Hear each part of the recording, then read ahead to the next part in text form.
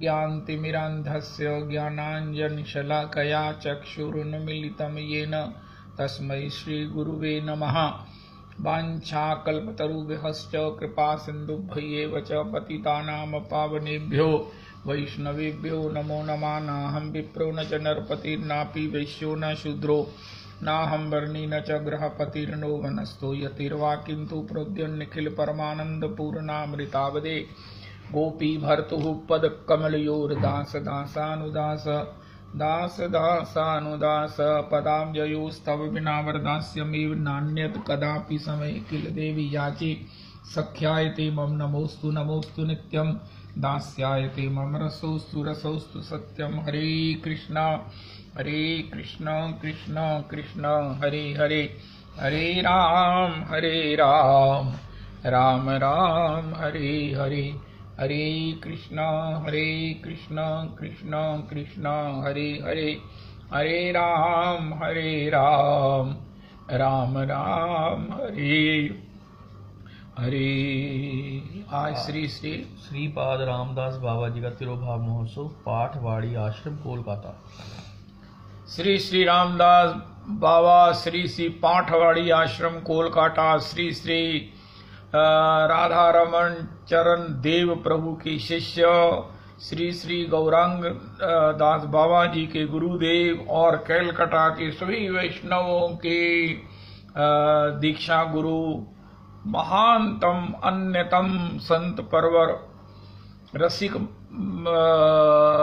विशेष प्रभु की भगवत प्राप्ति पर अहमेवास्मेवाग्रे नान्यद यत् सद सत्परम पश्चादहम यदि तच्च यो अवशिष्ये सोऽस्म्यहं ऋते अर्थम यद प्रतीयेत न प्रतीयेत चात्मनि तद विद्यादात्मनो मायां यथा भासो यथा तमः यथा महान्ति भूतानि भूतेषु चावचेष्मनु प्रविष्टान्य प्रविष्टानि तथा तेषु न तेष्वहम् एतावदेव जिज्ञास्यहं तत्त्वजिज्ञासुना आत्मना अन्वय व्यतिरेकाभ्यां यत् स्यात् सर्वत्र सर्वदा। हरे कृष्ण कृष्ण कृष्ण हरे हरे हरे राम राम राम हरे हरे। श्रीपाद रामदास बाबा ओहो अन्यतम संत अन्यतम आचार्य अन्यतम रसिक परवर हर कार्तिक को श्री धाम वृंदावन आते हैं। पंडित जी के यहाँ 100-150 वैष्णव उनके साथ कैलकाटा से आते हैं। बहुत बड़ा सत्संग होता है। कार्तिक पूर्णिमा को श्रीमन महाप्रभु जी के वृंदावन आगमन पर वृंदावन में अपूर्वतम नगर संकीर्तन निकलता है, जिसमें आमादेर प्राण गौरा राय श्री श्री रामदास बाबा प्रभु की सात्विक भावावस्था को सबको आश्चर्य में डुबोने वाली होती है। श्री श्री रामदास बाबा प्रभु का बहुत कोशिश करने पर भी कल सारा दिन चरित्र नहीं मिला। मैंने श्री श्री हेमांग नागिया जी से भी निवेदन किया, उन्होंने भी चांस पर चांस गौरांग दास जी का चरित्र भेज दिया। और श्री श्री जो गौरदास प्रभु की 108 दिन की भक्तमाल में भी कोई श्री रामदास प्रभु जी का चरित्र नहीं मिला। हो सकता है कि हो, मुझे नहीं मिला हो। आज मैं पुनः कोशिश करूंगा, कल से उनके चरण चापन करेंगे। श्री श्री रामदास बाबा जी के विषय में हमने सुना था श्री प्राण कृष्णदास प्रभु के चरित्र में गौरदास जी से कि किस प्रकार श्री गौरांग दास बाबा अपने नियम को सूक्ष्म करके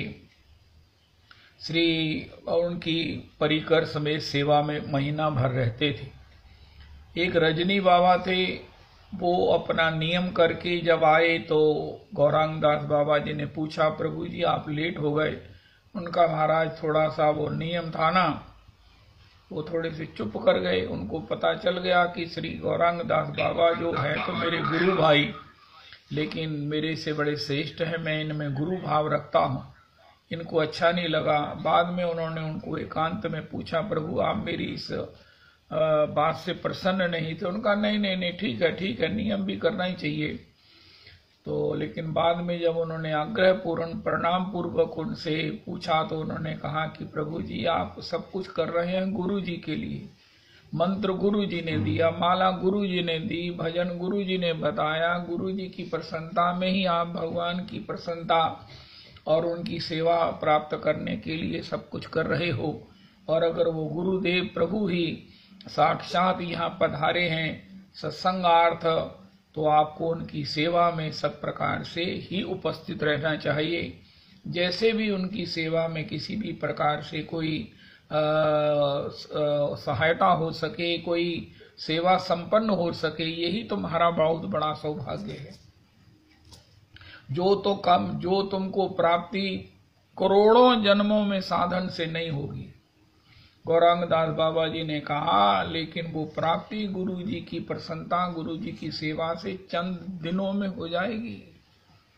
रजनी बाबा ने जब ये सुना तो वो बड़े ही प्रभावित हुए और गौरांग दास बाबा के चरणों में प्रणाम करके उन्होंने निश्चित कर लिया कि वो भी श्री गौरांग दास बाबा जी के लिए उनकी तरह अपने गुरु जी के आगमन पर नियम को अति संक्षिप्त करके उनकी सेवा में सब प्रकार से उपस्थित रहेंगे। तो श्री श्री गौरदास जी महाराज कहते हैं 4 दिन में only in 4 days Shri Rajni Baba को भजन के साथ लीला चिंतन होने लगा। उनका मंजरी स्वरूप सिद्ध हो गया। वो नित्य अपनी प्रत्येक सेवा करते हुए नित्य लीला में रहते, नित्य चिंतन में रहते, नित्य स्मरण में रहते। तब उन्होंने गौरांग दास बाबा की महिमा को जाना, उनके इस कृपा आदेश को समझा और वो गदगद हो गए। ऐसी है गुरु सेवा की महिमा, ऐसे है परम सिद्ध श्री श्री रामदास बाबा जी महाराज, जिनकी सेवा से जिनके शिष्यों को उनका मंजरी स्वरूप भी सिद्ध हो गया और उनको उस उच्चतम अन्यतम जो जीवन की साध्यावधि है वो भजन प्राप्त हो गया। ओ अंतर निष्ठा कर बाह्य लोक व्यवहार, अचिराते कृष्ण तुम्हार करीबे उद्धार। ये श्रीमन महाप्रभु जी रघुनाथ दास गोस्वामी जी को भजन बताया। जब रघुनाथ दास गोस्वामी जी सर्वत्याग तृप्त मुक्त होकर श्री नीलाचल में आए हैं और श्रीमन महाप्रभु जी से पूछा कि अब मेरा क्या भजन है, तो महाप्रभु जी ने कहा, भाल न खाईवे भाल न पहरीवे, ग्राम्य वार्ता न सुनीवे ग्राम्य वार्ता न कहीवे, अमानी मानद कृष्ण नाम सदा लवे।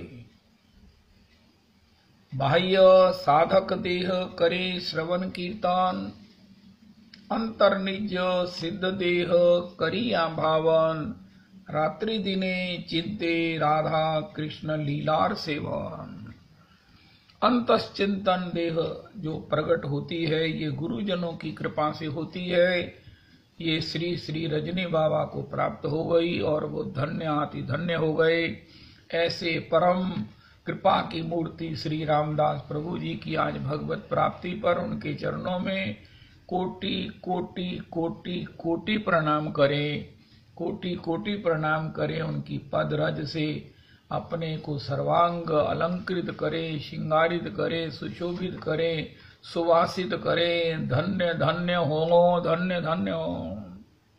जैसे ही उनका चरित्र मिलता, अगर आपके किसी के पास हो तो मुझे भेज दीजिए, PDF भेजो, फोटो भेजो, मेरे को अति सख्त जरूरत है। तो श्री श्री हम प्रेम भक्ति चंद्रिका में सुन रहे हैं। श्री श्री नरोत्तम कहते हैं, भैया ये भक्ति पथ ये भक्ति रघुपति भक्ति करत कठिनाई।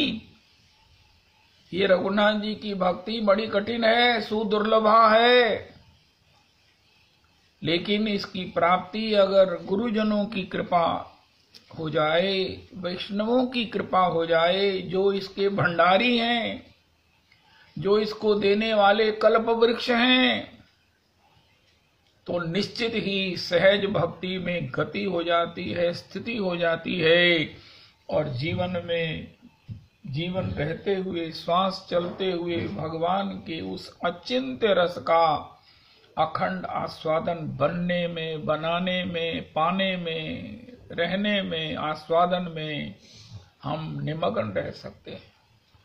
जीवन का एक एक क्षण धन्य धन्य हो जाएगा, एक एक क्षण सार्थक हो जाएगा, आनंदमय हो जाएगा, भगवान के अंग संग रहेगा।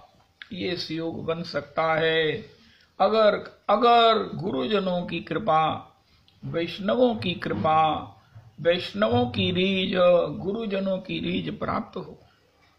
हम कुछ भी ऐसा करें, हम कुछ भी समय पर देखकर गुरुजनों की प्रसन्नतार्थ, क्योंकि गुरु की प्रसन्नता ही श्री ठाकुर की प्रसन्नता है।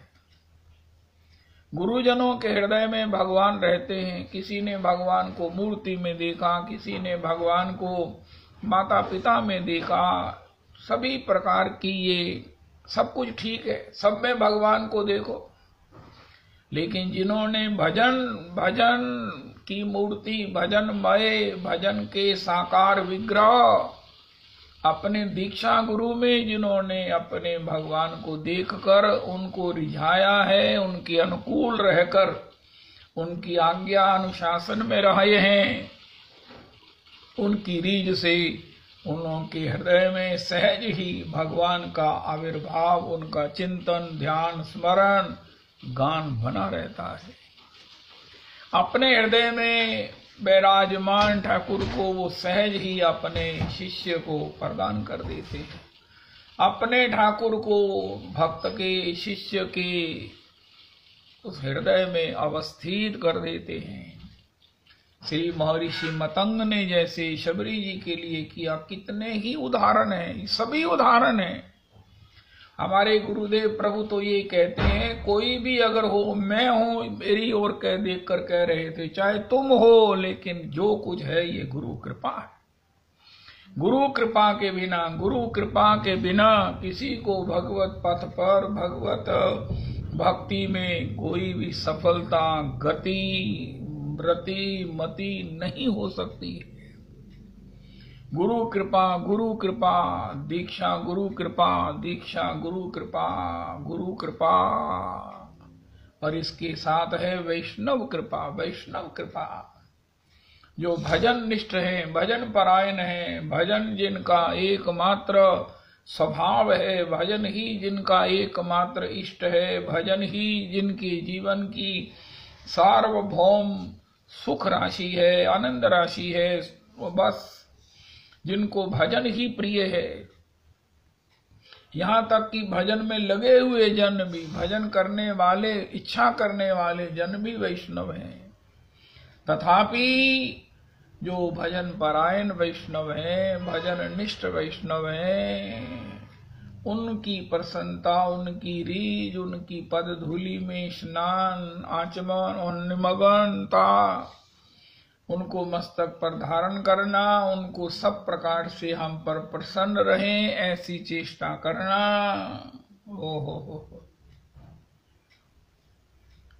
ओहो जेहि भांति सो सुख ले ही सदा, ऐसी बुद्धि हिये उपजाइए।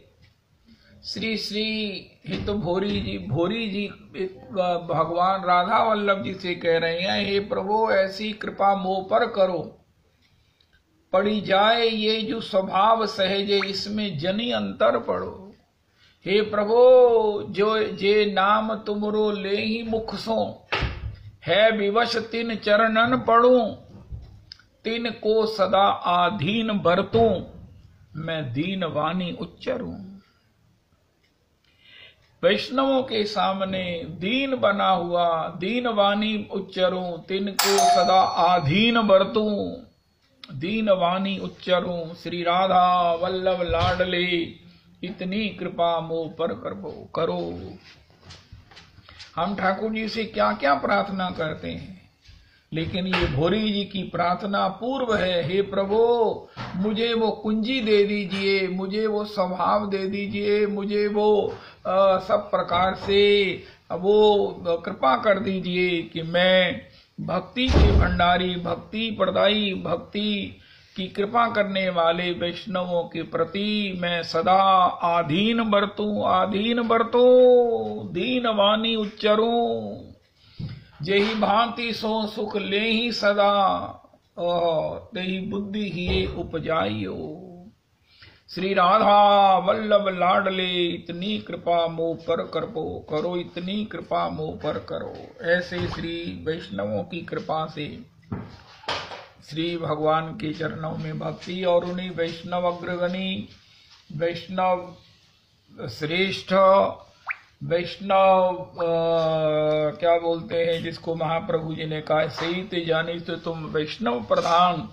इन महापुरुषों के चरित्रों का हम चरण चापन स्मरण कर रहे हैं, जिसमें श्री श्री हनुमान प्रसाद पोदार जी महाराज के चरणों में हम सब प्रकार से अवस्थित हैं, जिनके द्वारा सब प्रकार से निर्मित, जिनके द्वारा वो सब बने हुए सुयोग श्री गीता प्रेस के रूप में सभी ग्रंथ हमको ओहो बड़ी तुच्छ, बड़ी छोटी सी निछावर में उपलब्ध हैं, जिसमें एक मात्रा का भी आपको गलती कहीं मिल नहीं सकता। इतनी मेहनत करके जिन्होंने हम सब जीव मात्र के लिए युग युगांतर तक का ये अध्यात्म का जो स्तूप खड़ा कर दिया है, ऐसे श्री श्री हनुमान प्रसाद पोदार जी, जिनको भगवान के 4 बार प्रत्यक्ष दर्शन हुए, श्रीमन नारायण कभी 5-6 मिनट, कभी 15 मिनट, और अब की बार 2 घंटे उनके सामने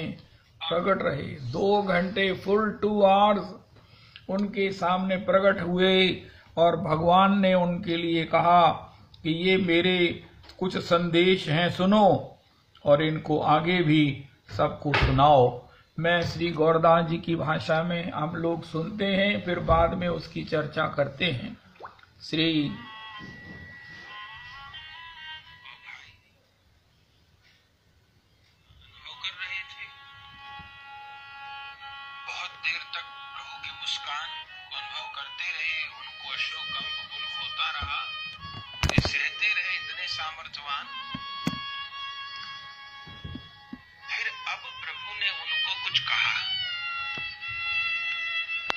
सत्संग आपको याद है, जब सेठ जी के अनुगत्य में दर्शन हुआ तब भी प्रभु ने उनको कुछ बातें कही गुरु निष्ठा के संबंध में। इनकी इच्छा में ही अपनी इच्छा रखना, इनके सुख में ही अपना सुख जानना, इनकी आज्ञा को ही अपना जीवन सर्वस्व मानना। अब आज प्रभु ने फिर कुछ कहा। क्या कहा उन्होंने? तो भाई जी कहते कि 12 मुख्य मोटे मोटे उपदेश आज्ञा प्रभु ने की। उनमें पहला क्या था? पहला था दर्शनों की बात गुप्त रखने में ही लाभ है। अपने दर्शन और अपने अनुभव की बात को गुप्त रखने में ही लाभ होता है, बोलने में लाभ नहीं है। दूसरी बात कही कि धर्म के नाम पर जो लोग लड़ते हैं वो मेरे प्रभाव को नहीं जानते। तीसरी बात कही कि संपूर्ण रूप में गौ रक्षा में अभी विलंब है, अभी नहीं हो पाएगी, विलंब है। चौथी बात कही कि मेरे प्रकट रूप में अवतरण का समय अभी बहुत दूर है, निकट नहीं। पांचवी बात कि जगत का अगर कुछ भला करना है तो केवल नाम जप के लिए लोगों को प्रेरित करो। इस कली काल में नाम से ही सब कुछ हो जाएगा, यहाँ तक कि मेरे अवतरण में भी नाम ही हेतु होगा। छठी बात कही, जो लोग नाम का आश्रय लेकर पाप करते हैं उनको सावधान करो कि उनकी शुद्धि यमराज भी नहीं कर पाएंगे। नाम की आड़ में, नाम का सहारा लेकर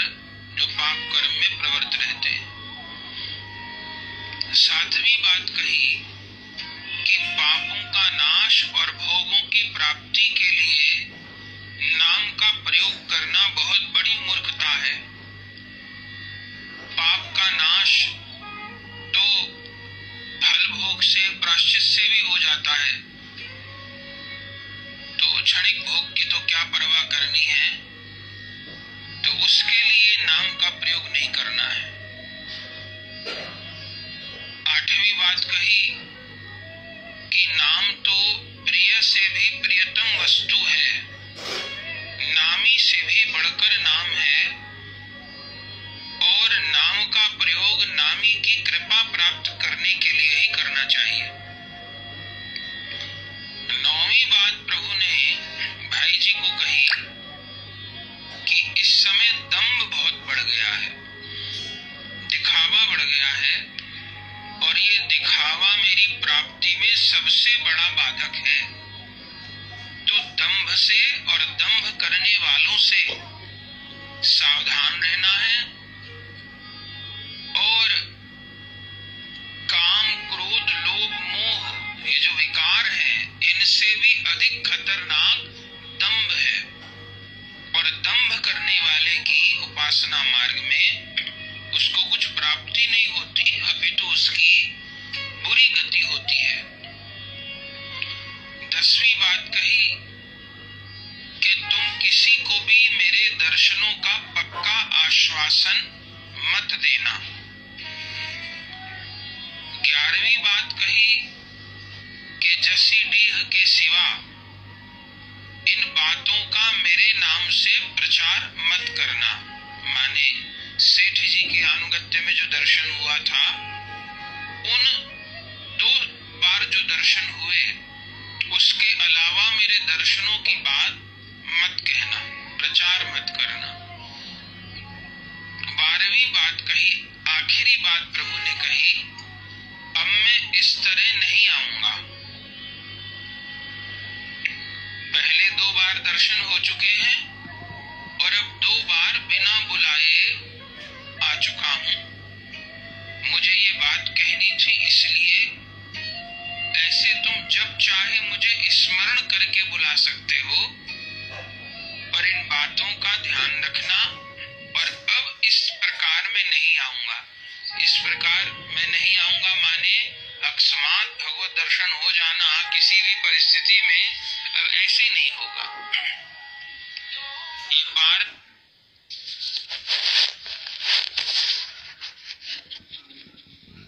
श्री श्री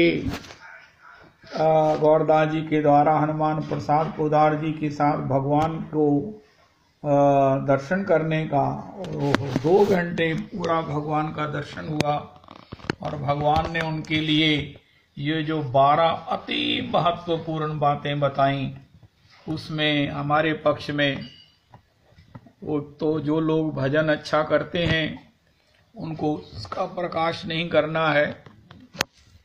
भजन का मतलब है गोपी, जो गोपनशीला है, भगवत दर्शन को, भगवत भक्ति को, प्रीति को जो गोपनीय रख सकती है, रखती है। और दूसरा कि मुख्य बात यह है कि अपने पापों की निवृत्ति के लिए और भोगों की प्राप्ति के लिए भगवान के नाम का आश्रय प्रयोग, कि हे प्रभु मैंने आपका नाम लिया है, हे प्रभु मैं आपका नाम जापक हूँ, मेरा ये काम हो जाए, मैं सब प्रकार से इन दुखों से दूर निवृत्त हो जाऊं, करना बहुत बड़ी मूर्खता है। क्योंकि नाम भगवान तो नामी से भी बड़े हैं, नामी को भी पकड़कर हृदय में बिठा सकते हैं, और जब नामी को अधीन कर सकते हैं, नामी हृदय में आ सकता है, तो उसका प्रयोग इस तुच्छ भोगों के लिए करना जो थोड़े समय के लिए ही प्राप्त होते हैं, जिससे इंद्रियों तक की तृप्ति नहीं होती, आत्मा के लिए तो विष के समान है, बहुत बड़ी मूर्खता है, बहुत बड़ी मूर्खता है। अक्सर यही होता है कि हे प्रभु हमारा ये कार्य कर दीजिए, हे प्रभु हम दुखों से छूट जाएं। परमाराध्य महाराज श्री भी कहते हैं, भैया अपनी बुद्धि से, अपने विवेक से, अपने दुखों से अपनी निवृत्ति कीजिए। विवेक इन द सेंस कि श्री श्री दशरथ जी ने कहा, रानी मैं इतना व्यथित हूं, इतना पीड़ित हूं, मरण आसन पर पड़ा हूं राम जी के अपने पुत्र के वियोग में, लेकिन ये मेरा ही व्यसन है जिसका परिणाम मैं देख रहा हूं। उनका प्रभु आपके जीवन में कौन सा व्यसन था? श्री दशरथ जी ने बताया कि जब वो राजकुमार थे, शब्द वेदी बाण उन्होंने सीख लिया और उसी का अभ्यास करते हुए वो रात्रि को किसी जीव की शब्द के माध्यम से हिंसा करना, शिकार करने के लिए गए तो उन्होंने देखा कि सरयू जी में कोई जल भर रहा है, शायद कोई जीव पानी पी रहा है। उन्होंने शब्द भेदी बाण चलाया और लेकिन जब वो हे राम कहकर वो जीव, वो श्रवण कुमार कराने लगा, तब उन्हें पता चला कि मैंने बाण किसी पशु को नहीं, मैंने तो किसी सजीव व्यक्ति को लगा दिया है। वो समीप आकर उससे पूछने लगे। उसने कहा, महाराज मैं तो मर रहा हूं, लेकिन मेरे बूढ़े माता पिता जिनको मैं अपने कंधे पर लाद कर तीर्थ यात्रा ले जा रहा हूं, वो प्यासे हैं, उनको अपना परिचय दिए बिना केवल जल पिला दो बस। इतना कहकर वो श्रवण कुमार तो गत प्राण हो गए। दशरथ जी कहते हैं, मैं दबे पांव से जैसे ही उनके लिए जल की झारी लेकर गया तो उन्होंने कहा, कौन हो तुम? तब मुझे कहना पड़ा कि मैं अयोध्या नरेश दशरथ हूं। हमारा श्रवण कुमार कहाँ है? उनका उसकी तो मेरे हाथों, मेरे व्यसन से मृत्यु हो गई। तब उनको इतनी पीड़ा हुई, इतनी पीड़ा हुई। अब हम पानी नहीं पिएंगे, पानी तो अपने बालक के हाथ से ही पीते, लेकिन राजा जैसे हम अपने पुत्र वियोग में तड़प तड़प कर, चीख चीख कर अतिशय दुख में डूबे हुए प्राण छोड़ रहे हैं, तुम्हें भी इसी प्रकार अपने पुत्र वियोग में मरना पड़ेगा। हे रानी, वो श्राप, वो अंधे वृद्ध असहाय माता पिता का श्राप ही आज मेरे सामने मूर्तिमंत मेरे परिणाम के रूप में सामने है। आज मैं अपने प्रिय राम के वियोग में प्राण छोड़ रहा हूं, उसकी पीड़ा का अनुभव कर रहा हूं। असह्य असह्य असह्य पीड़ा, वेदना मेरे हृदय को पीड़ित कर रही है। उस समय मैं इतना दुखी हुआ, लेकिन फिर मैंने कहा मैं अपने पुत्र वियोग में मरूंगा। पुत्र तो मेरे कोई है नहीं, विवाह तो मेरा अभी हुआ नहीं, इसका मतलब पुत्र भी होगा। लेकिन आज वो पुत्र और वो भी राम के वियोग में मैं प्राण छोड़ रहा हूं। देवी देवी। महाराज श्री इसके विषय में कहते हैं, भैया व्यसन व्यसन व्यसन। महाराज श्री तो यहाँ तक कहते हैं कि ये जो काल है ना, काल, ये काल का संज्ञा दी गई है काल व्याल। श्रीमद् भागवत जी में भी श्री परमहंस गुरुदेव जी ने कहा, श्री सूत जी ने कहा, काल व्याल मुख ग्रास त्रास निर्नाश हेतवे। काल रूपी उस सर्प के जीव प्रतिदिन उसके ग्रास बन रहा है, उसके काल रूपी सर्प के मुख में जा रहा है। काल रूपी सर्प उसे निगलने के लिए नित्य उसके समीप आ रहा है, जीव उसके समीप जा रहा है। काल को व्याल की संज्ञा दी गई है। तो काल व्याल के उस त्रास से बचने का महाराज श्री कहते हैं ये काल ही सर्प है। लेकिन सर्प के विषय में कहा गया है उसको आप रुमाल में बांधकर अपनी जेब में रख लो, कुछ नहीं कर सकता। काल व्याल है, व्याल काल है, सर्प काल है, मृत्यु है, लेकिन उसकी औकात कितनी है कि उसको अपनी रुमाल में बांधकर जेब में रख लो, निश्चिंत हो जाओ कि आपको कुछ नहीं हो सकता। एक रुमाल के उस पतले से कपड़े को काल रूपी सर्प उसके दांत, उसका विष छेदन, उसका भेदन नहीं कर सकता। यद्यपि काल कितना भयंकर है, लेकिन एक रुमाल, पतले से रुमाल के उस कपड़े को वो छेदन भेदन नहीं कर सकता। उनका फिर भी किसी को काल डस लेता है, उनके आपके रुमाल में छेद होगा। ये हमारे परम आराध्य गुरुदेव जी की इतनी ऑथेंटिकेटेड, इतनी ऑथेंटिक स्टेटमेंट है। हमारे जीवन में कोई ना कोई व्यसन का छेद होगा। हमने काल के उस व्याल से बचने के लिए उसको रुमाल में रख लिया, लेकिन रुमाल में कर दिया छेद, रुमाल में हो गया छेद। और ये छेद क्या है? व्यसन। अत्याहारा प्रयासश्च प्रजल्पो विनियमाग्रह जनसंगश्च लौल्यम च षड्भिर्भक्ति ही विनश्यति। हमको जरूरत से ज्यादा खाने का, किसी भी इंद्रियों के भोग को भोगने का व्यसन होगा। हम जीवन में दिन भर बस कमाना चाहते हैं, प्रयास में लगे हैं, और प्रजल्पो बोलते ही रहते हैं। लाख हमको कोई कहे तुम चुप करो, ब्रीफ में बोलो, लेकिन हम बोलते ही रहते हैं, बोलते बोलते बोलते ही रहते हैं। उससे अपराध होता है, वाणी में अपराध होता है। हम नियम के विषय में आग्रही नहीं हैं। अरे महाराज, हम तो नियम से नहीं कर सकते, हम तो, हमारा अहरनिश भगवान का नाम चलता है। उन महापुरुष ने ये कहा है, माला की कोई जरूरत नहीं है, उन्होंने ये कहा है। और इसलिए हम तो है जो है ना, जब हम हर समय भगवान का स्मरण करते हैं। रूप गोस्वामी चरण कहते हैं, अगर आप नियम नहीं लेते हैं तो ये भी एक ऐसा आग्रह है, ये एक व्यसन है। नियम विनियम आग्रही है। अगर हम चाहे लाख बार, महाप्रभु जी ने कहा, कल हमने सुना श्री हनुमान प्रसाद पोदार जी को जब जेल हो गई स्वतंत्रता सेनानियों की परोक्ष में हेल्प करने से, तो उन्होंने कहा कि अरे ये क्या हो गया, मैं माला झोली नहीं लाया। उस जेल के रक्षक कर्मचारी से कहा, माला झोली कहीं मिल सकती है? उनका महाराज, माला झोली कैसे मिल सकती है?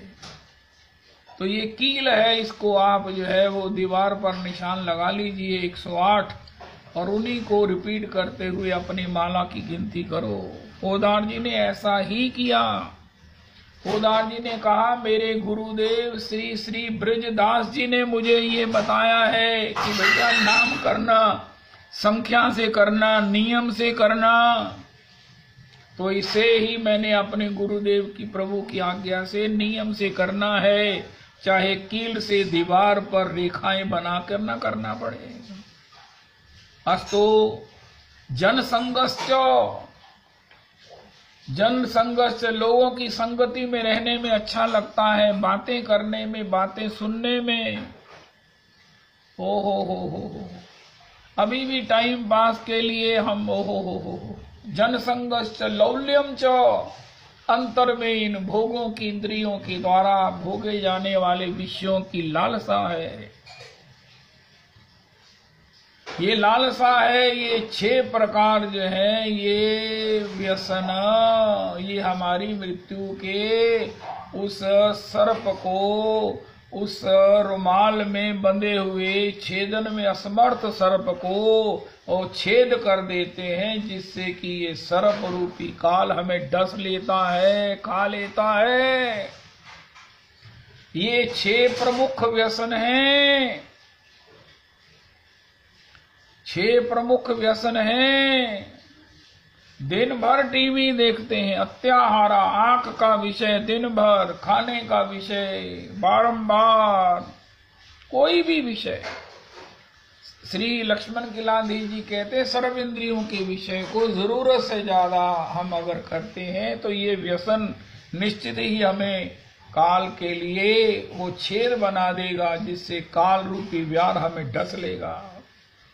और इस समय पर प्रयास करो। भगवान ने कहा युक्ताहार विहारस्य युक्त चेष्टस्य कर्मसु, जीविका के लिए युक्त प्रयास करो, विहार भी युक्त करो, खेलो भी युक्त, रहो भी सब प्रकार से, सो भी टाइम पर, उठो भी टाइम पर, ना ज्यादा निद्रित हो वो और ना ज्यादा जो है वो सब प्रकार से निद्रा से मुक्त रहो। ये गीता जी में भगवान का वचन है।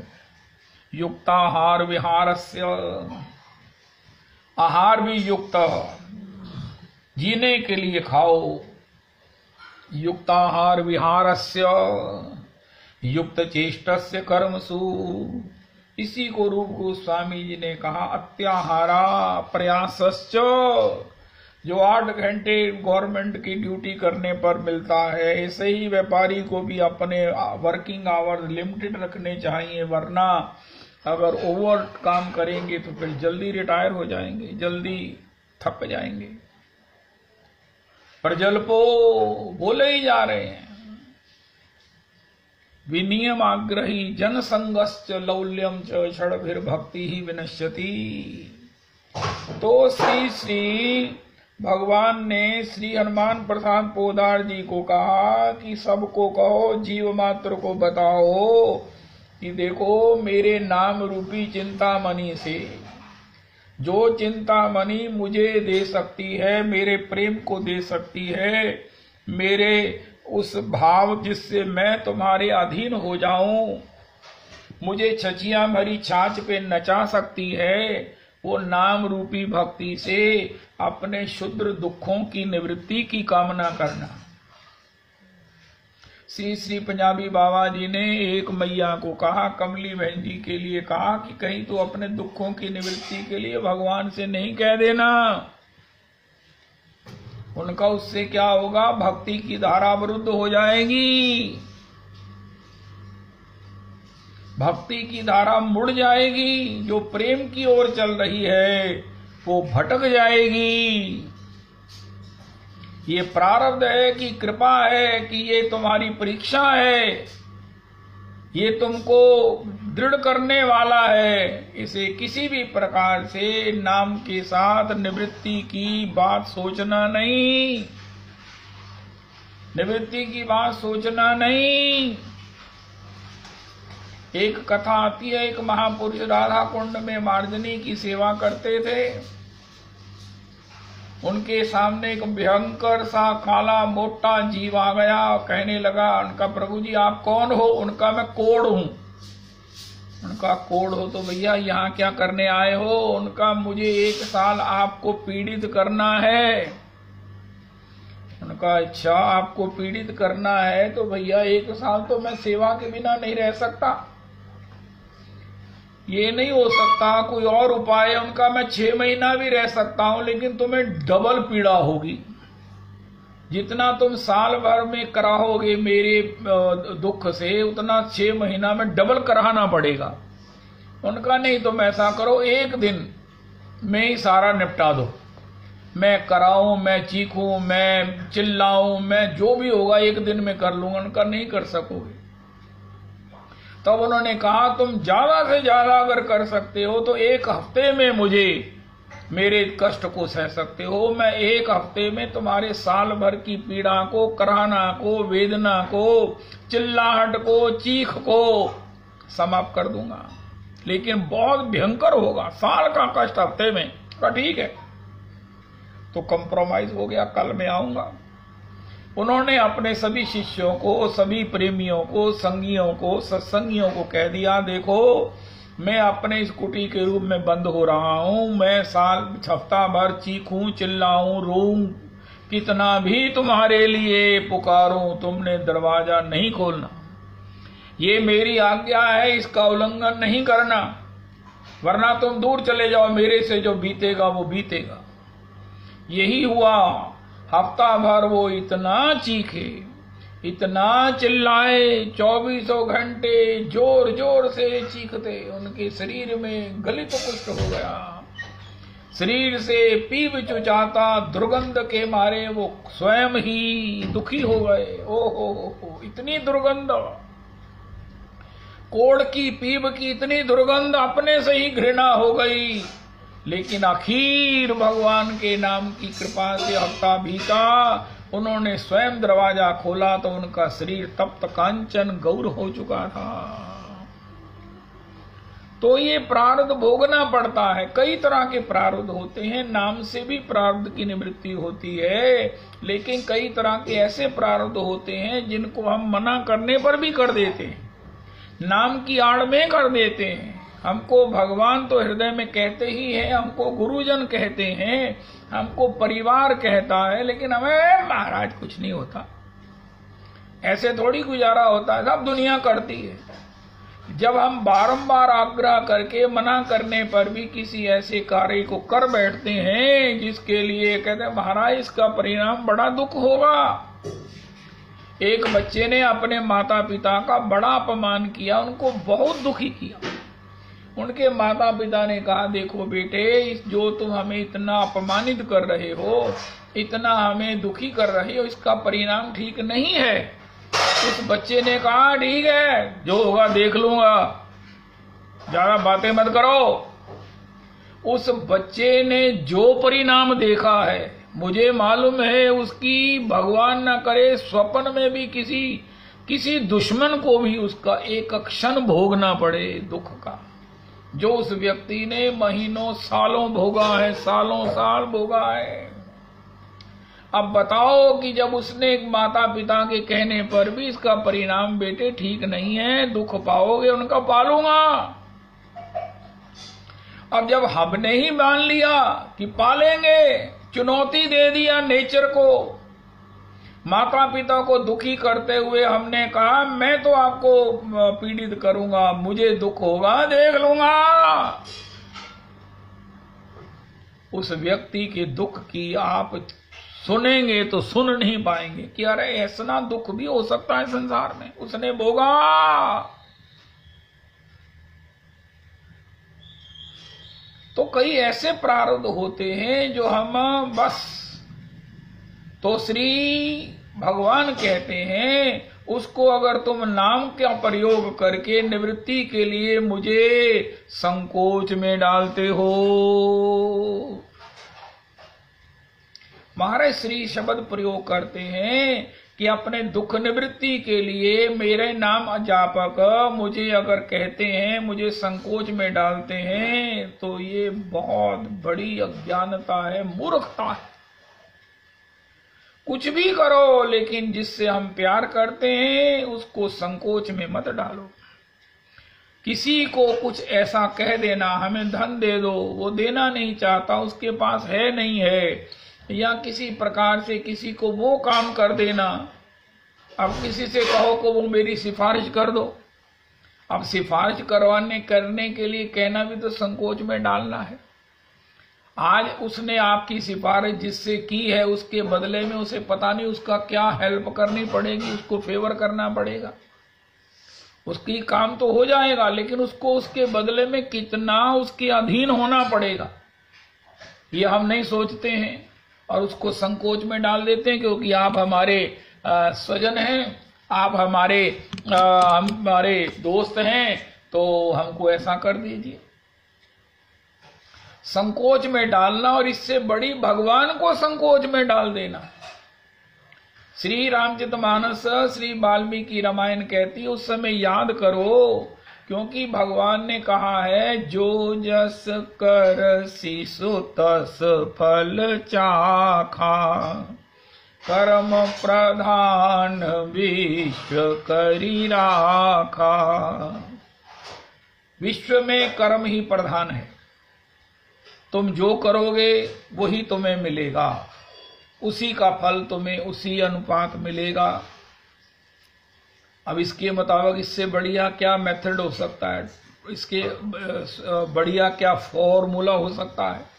हम सब चाहते हैं हम सुखी रहें, तो उसकी सबको सुखी रखो, किसी को दुखी मत होने दो, किसी का अपमान मत करो, किसी को भी सम्मान दो, यही हमें मिलेगा। जो जस करसी सो तस फल चाखा। इसका मतलब ये है कि जो आज हम दुख पा रहे हैं उससे पूर्व में याद करो, पंडित जी मुझे बताओ कि मैंने मेरा प्रारब्ध क्या है, उनका जो दुख भोग रहे हो ये तुमने दुख दिए हुए हैं, ये पहले ज्योतिष समझो। श्री श्री कृपात्री जी महाराज श्री मानस भवन में जब मैं पहली बार अयोध्या गया था तो वो कह रहे थे 3 जन्म प्रत्येक व्यक्ति को याद हैं। एक पूर्व का जन्म जिसका परिणाम आप भोग रहे हो कि निश्चित ही मैंने किसी को दुखी किया है, निश्चित ही मैंने किसी को अपमानित किया है, निश्चित ही मैंने किसी का पैसा रख लिया, निश्चित ही मैंने किसी को धोखा दिया। क्योंकि बिना अपने प्रारब्ध के किसी को गलती से भी नुकसान नहीं हो सकता, किसी को गलती से भी पैर नहीं फिसल सकता, किसी को गलती से भी कोई चोट नहीं लग सकती, नहीं हो सकता जब तक हमारा उसके पीछे प्रारब्ध ना हो, हमारा कर्म ना हो, दुष्कर्म ना हो। तो पहला जन्म तो याद है, पिछला जन्म और प्रेजेंट जो है वो हमको हमारे सामने है, और आगे का जन्म भी हमें याद है। उनका आगे हम कहा क्या जहां जाएंगे, भगवान की सेवा में जाएंगे कि किसी स्वर्ग लोक में जाएंगे, कहाँ जाएंगे, उनका जो कर रहे हो वही तुम्हें आगे मिलने वाला है। भजन कर रहे हैं तो भगवान के प्रेम होने पर भगवान की श्री चरण उनकी सेवा प्राप्त होगी, क्योंकि प्रेम प्रेम प्रेम। और अगर किसी प्रकार से सत्कर्म कर रहे हैं तो अनित्य स्वर्ग इत्यादि के भोग प्राप्त होंगे, और अगर किसी अहंकार में दुष्कर्म कर रहे हैं तो उसका परिणाम वही हमें प्राप्त होगा। कहाँ प्राप्त होगा? अत्रैव नरकः स्वर्गः। कपिल जी श्री कहते हैं भागवतकार कि यहाँ भी है, आगे भी है नरक और स्वर्ग, यह लोक में है नरकः स्वर्गः। अस्तु, तो श्री भगवान ने कहा, हनुमान प्रसाद पोदार जी लोगों को कहो कि मेरे नाम की चिंतामणि के बदले दुखों की निवृत्ति और क्षुद्र भोगों की प्राप्ति के लिए उसका प्रयोग करना सबसे बड़ी अल्पज्ञता मूर्खता है। मेरे नाम के बदले में अगर तुमने इन भोगों को ही मांग लिया, इन क्षुद्र सुखों को मांग लिया, इन दुखों की निवृत्ति को मांग लिया, तो परिणाम क्या होगा? ये नाम की चिंतामणि को हमने अपनी इन तुच्छ घुंघचियों के लिए, दुख तो वैसे भी समय पर चले जाना था। आगमा पायनो अनित्याः, भगवान ने दुख की अवधि बताई है गर्मी सर्दी की तरह। जैसे सर्दी अब आई है, कितनी भीषण गर्मी रही, अब की बार गर्मी ज्यादा पड़ी है, लगता ही नहीं था कि सर्दी भी हो सकती है। इसी अमृतसर में, इसी घर में, इसी जगह इतनी सर्दी भी हो सकती है कि महाराज अभी तो शुरू हुई है, अब आगे टेम्परेचर 4 डिग्री 0 तक जाने वाला है। अरे कहाँ महाराज 50, 47, 50 तक टेम्परेचर चला गया, और कहाँ 0। लेकिन ऐसा होगा, वो गर्मी नहीं रही और ये सर्दी भी नहीं रहेगी। इसका हम अपने ढंग से उपयोग करें। गर्मी की फसल में गर्मी में उसे प्राप्त करें। खरबूजा गर्मी में मिलेगा, आम गर्मी में मिलेगा, सर्दी में जो फसल है वो सर्दी में मिलेगी। भगवान ने कहा आगमा पायनो नित्याः तांस तितिक्षस्व भारत। ये आगमा पायने हैं, आने जाने वाले, इनको सहन करो, सहन करो। ये बीत जाएंगे, ये नहीं रहेंगे, न दुख रहेंगे न सुख रहेंगे, रहेगा एकमात्र मंगल, और वो है मेरे नाम का स्मरण। जो स्वतः ही बीत जाने वाला है उसके लिए मेरे नाम की चिंतामणि का उपयोग करना बहुत बड़ी मूर्खता है। जो सुख बिना बुलाए आने वाला है दुख की तरह, उसके लिए मेरे नाम का प्रयोग करना।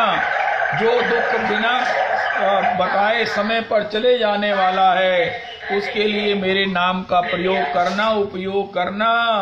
भगवान ने कहा मूर्खता है, इससे लोगों को सचेत करो। अपने विवेक से सत्संग के द्वारा अपने इन दुखों के समय को संबित कर लो, व्यतीत कर लो। और फिर भगवान ने कहा मेरा नाम चिंतामणि है। मेरा नाम एक अपूर्वतम संपत्ति है। इसका प्रयोग केवल मेरी प्रीति, मेरी भक्ति, मेरी सेवा प्राप्ति के लिए ही करना चाहिए।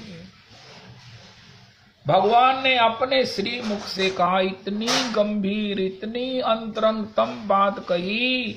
कोई आपसे पूछे कि आप हरि नाम करते हो, आपके हाथ में माला झोली रहती है, क्यों करते रहते हो? हरे कृष्ण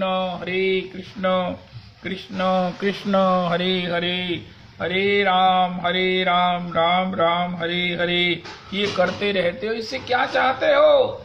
उनका महाराज चाहते हैं कि भगवान हम पर प्रसन्न हो।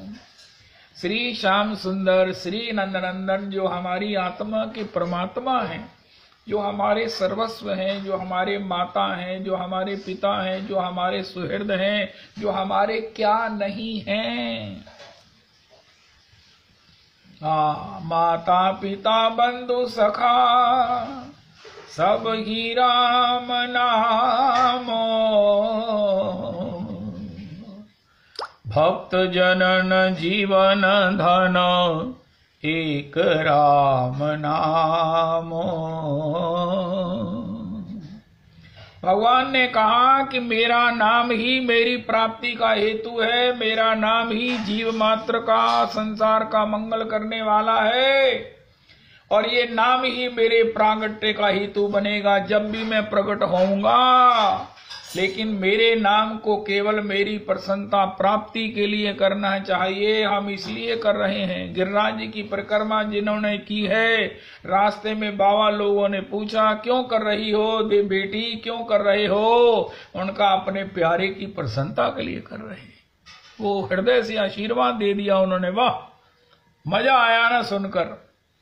कितने सयाने हो, कितने जो है ना कहीं आपको कोई पीछे विशेष सपोर्ट है। उनका सपोर्ट हमारा पुरुषोत्तम मंदिर भगवान है, जिन्होंने हमें ये शिक्षा दी है। हनुमान प्रसाद पोदार जी को भगवान ने जो कहा है, हम उसी के अनुगति में चलते हैं। भजन विषयक सत्कर्म से लेकर कुछ भी भगवान की प्रीति के लिए करो, भगवान को अर्पण करने के लिए करो। भगवान प्रसन्न हो गए, श्याम प्रिया रीझी तो रिझाई वो कहा रहे हो। तेने वृंदावन पायो फिर पाई वो कहा रहे हो। कृष्ण नाम गायो फिर गाय वो कहा रहे हो। ऐसा श्री हनुमान प्रसाद पोदार जी को भगवान ने 12 उपदेश दिए। हरे कृष्णा कृष्ण कृष्ण हरे हरे, हरे राम राम राम हरे हरे, हरे कृष्ण